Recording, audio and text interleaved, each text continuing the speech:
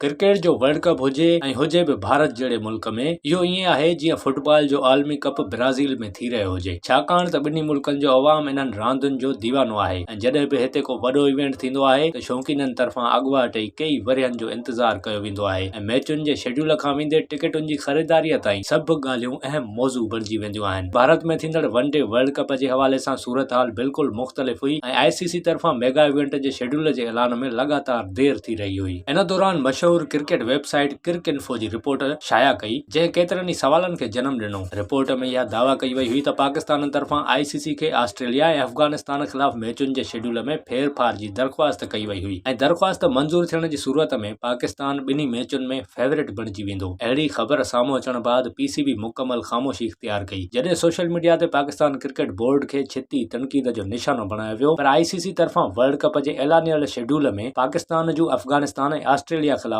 मैचूं इन्हनि मैदाननि ते रिथियूं वयूं जेके ड्राफ्ट शेड्यूल में ॼाणायल हुआ। पाकिस्तान ऑस्ट्रेलिया ख़िलाफ़ 20 अक्टूबर ते बंगलुरु जॾहिं त अफगानिस्तान ख़िलाफ़ 23 अक्टूबर ते चेन्नई में खेॾंदो। पर सवाल इहो थो पैदा थिए त पाकिस्तान तरफ़ां अहिड़े क़िस्म जी दरख़्वास्त छो करणी पई। क्रिकइन्फो जी रिपोर्ट मूजिब पाकिस्तान चेन्नई जे मैदान ते अफगानिस्तान खां इन करे ॾिनल आहे छो जो चेन्नई जी पिच खे स्पिनरनि लाइ साज़गार सम्झो वेंदो आहे ऐं अफगान स्पिनर जेके IPL दौरान बहितरीन बॉलिंग जो मुज़ाहिरो करे चुका हू उन तजुर्बे मां भरपूर लाभ हासिल करे सघंदा ऐं पाकिस्तान बैटरनि लाइ मसइला वधाए सघनि था। हूअं त पाकिस्तान ऐं अफगानिस्तान जॾहिं बि आमो साम्हूं थींदा आहिनि पोइ भली एशिया कप हुजे या वर्ल्ड कप शौक़ीननि खे सदाईं सख़्तु मुक़ाबला ॾिसण लाइ मिलंदा आहिनि। इन खां सवाइ पाकिस्तान ICC खे जेका ॿी दरख़्वास्त कई हुई उहा हुई मुंबईअ में न खेॾण जी जेका मंज़ूर कई वई आहे। पाकिस्तान 2008 जे मुंबई हमलनि खां पोइ भारत ख़िलाफ़ उन शहर में का मैच नाहे खेॾियो। पाकिस्तान आख़िरी भेरो 2012 में भारत जो दौरो कयो हो जिते पाकिस्तान पंहिंजूं समूरियूं मैचूं मुंबई खां सवाइ ॿियनि मैदाननि ते खेॾियूं हुयूं।